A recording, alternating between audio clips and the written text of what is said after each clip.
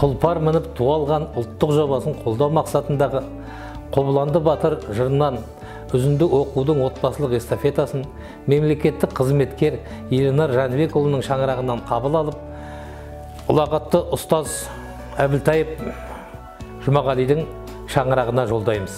Қараман мен қарлыға лабақтың келіп алдына қылшыл бірмен бұрау сап.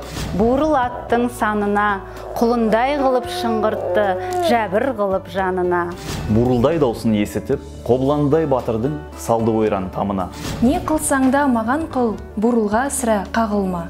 Тамды бұзып Қобыланды, далаға шықты қабына.